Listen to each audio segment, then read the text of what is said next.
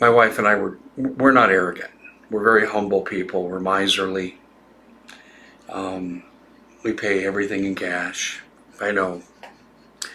I can hear the insults, but that's okay. We laugh at ourselves. But we were saying last night, we were out for my wife's birthday dinner. Pretty cool. We were saying last night that there are a lot of stupid people. Seriously, there really are. And they don't know how to read the tea leaves very well. You don't have to be insightful to know that when Walmart and Target are rationing this product, they're telling you what's coming. Now, there's a lighthearted way to look at this, and there's a serious way to look at this. I'm wondering which one you'd like me to do first.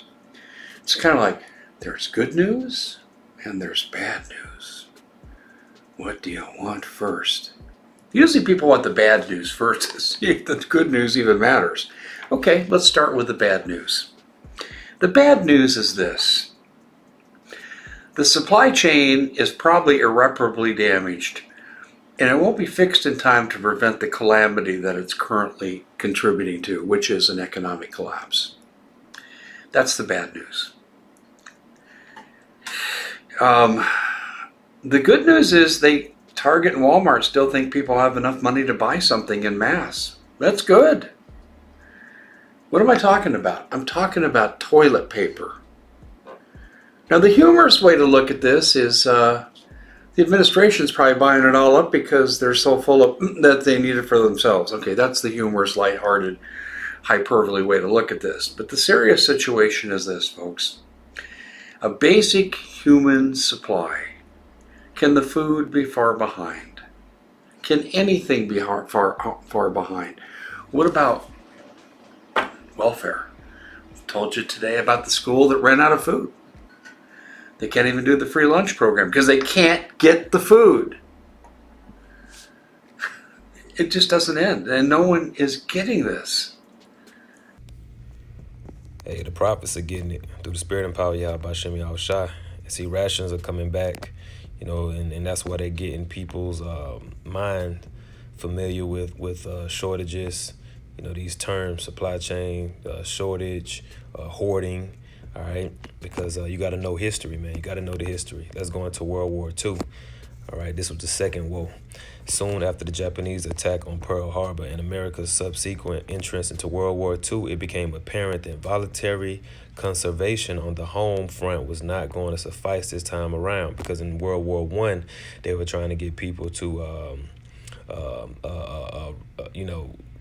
pipe down on their food consumption. They had promos like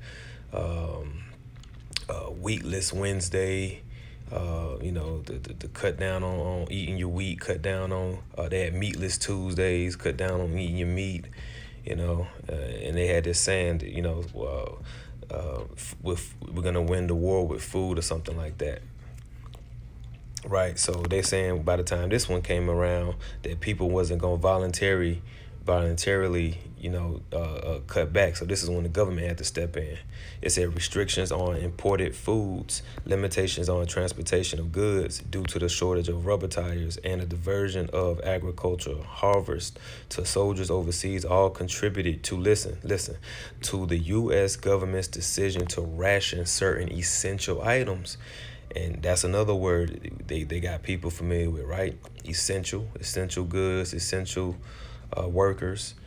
Okay, it says on January 30th, 1942, the Emergency Price Control Act granted the Office of Price Administration the authority to set price limits and ration food and other commodities in order to discourage hoarding and ensure the equitable distribution of scarce resources. Let me read that again because that shit came out crazy. It said the OPA was granted the authority to set price limits and ration food, all right, which is a government entity, ESA, to ration food and other commodities in order to discourage hoarding and ensure the equitable distribution of scarce resources. Reminds me of famine. Famine goes into scarcity. It says, by the spring, Americans were unable to purchase sugar without government-issued food coupons. Vouchers for coffee were introduced in November, and by March of 1943, meat, cheese, fats, canned fish, canned milk, and other processed foods were added to the list of ration provisions. Now, this time it's going to be digital. All right, and this is where the mark comes in at. No man will be able to buy or sell except he that have the mark. Okay? Because you're going to need that digital voucher. You're going to need that digital approval from the government, from these same devils, in order to eat. All right? When you go to Ezekiel, the 4th chapter, all right, this was the Most High, Yahweh, having Yakazak Allah, or Ezekiel, demonstrate how in the future, Jerusalem would be sieged by the Babylonians. And part of that siege would be, the food supply being attacked. You see? And I'm just going to get Ezekiel 4:16. Moreover, he said unto me, Son of man, behold, I will break the staff of bread in Jerusalem, and they shall eat bread. And the staff of bread represents the stability. Your staff is your stability. All right. And we know that America is full of Israelites, man. All right. Wherever the Israelites are, that's Jerusalem. All right. It says, and they shall eat bread by weight and with care, and they shall drink water by measure and with astonishment. So this is going into rationing. Okay. It says, verse 17, that they may want bread and water and be astonished one with another and consume away for their iniquity. See, so the Lord is preparing these rationings, these famines, all right, for judgment on Jerusalem.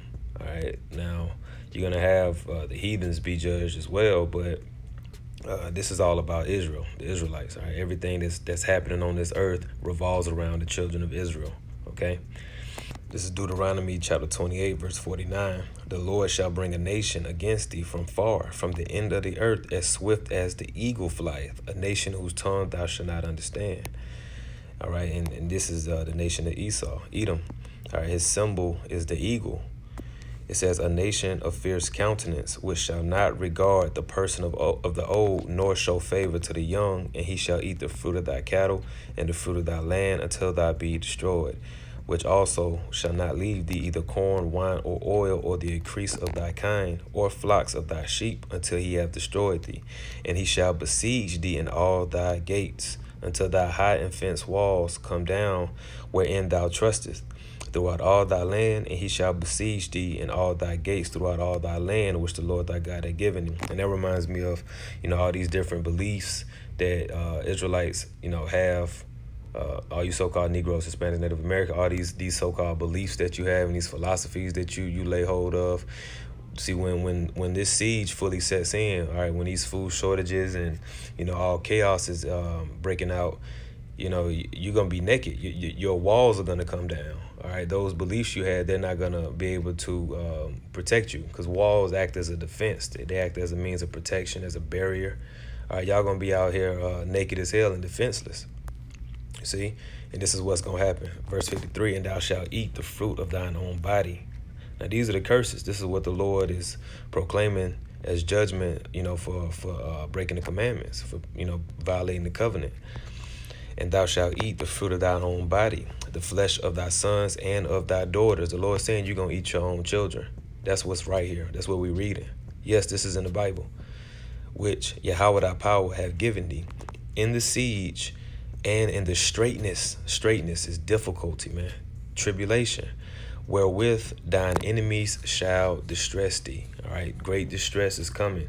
And a lot of this is going to hit home when you jakes ain't got access to food, man. The Lord is finna starve a lot of you out. Okay?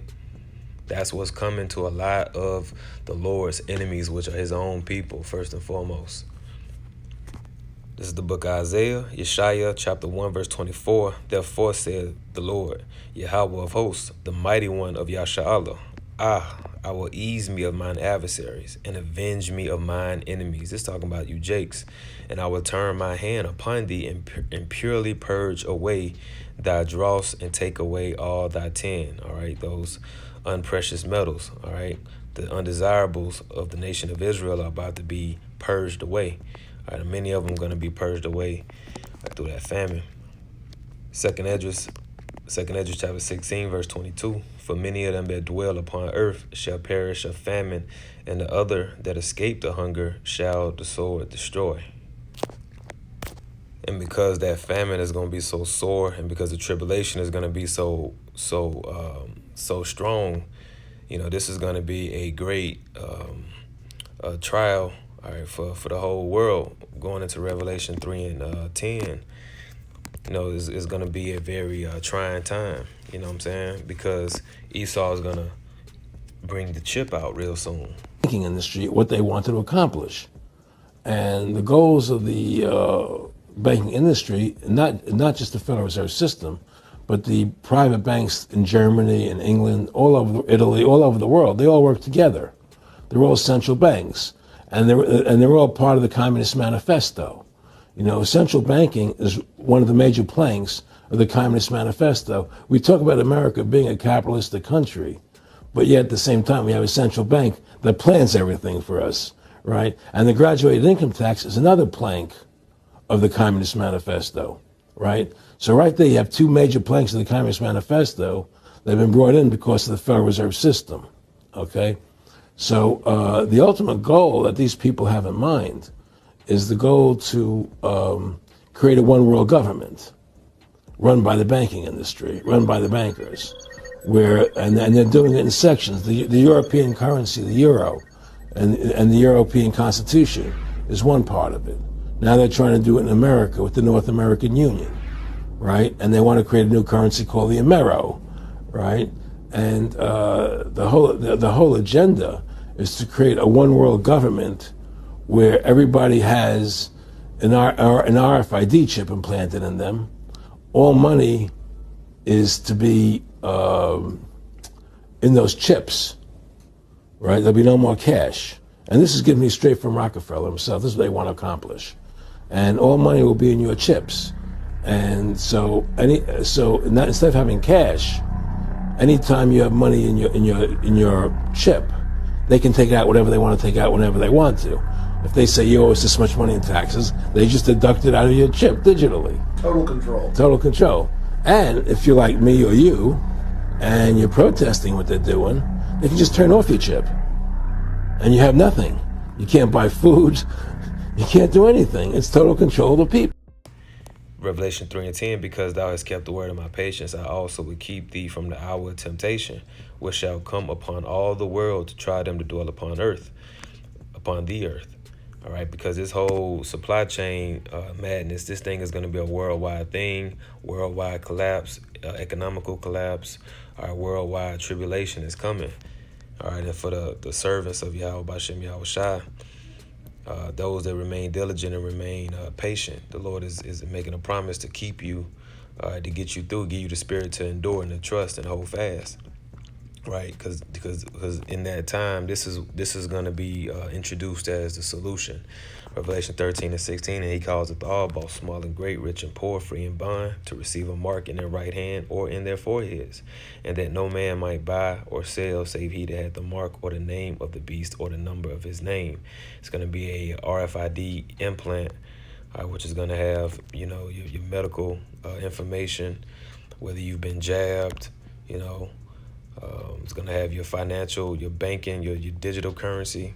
It's going to be on there because they're going to collapse the dollar. The U.S. dollar is going to be completely done away with because hyperinflation would have been set in by now, and it's over with. They're going to roll out the new currency. It's going to be a worldwide digital currency, and they're going to say, hey, it's going to be on the chip. This is your way back to safety. This is your way back to normalcy. All right, this is your way out, and it's gonna be real tempting. All right, this is your way. This gonna be your way to eat. You want to get your ration of food. You want to get your portion of meat. You want to get this and that because they probably ain't gonna even be no more meat. It's probably gonna just be straight impossible burgers. Incognito. It's gonna be straight Morningstar products, But even that in that time, even to people that's not into eating that shit, that's gonna be that's gonna be very tempting, very desirable. You know, you're gonna just, a lot of people just gonna give in, man. That's why this is gonna be the hour of temptation that's gonna try the world. And I'm gonna go back to that scripture and read that again. Or I'm gonna read verse 11. It says, "Behold, I come quickly." You see, the Lord is gonna come quick. As all these things are happening, the Lord is gonna be coming real soon. These things are gonna be happening very fast, man. As short as the days are getting now, they're gonna be getting even shorter then. It says, "Hold that fast which thou hast, that no man take thy crown." And what do we have? We have the truth. We have this wisdom of Yahweh Bashem Yahushai that we're going to, I don't want to apply in these days. It's going to, navigate us through these different situations that we find ourselves in. We're just going to hold fast until the end. And then those that endure to the end, they're going to be saved. And those men are going to be given those crowns of the 144,000. Right, so Lord willing, this was a edifying lesson. I want to give all praise to Yahweh Bashem Yahushai. And I'll catch you on the next one. Shalom.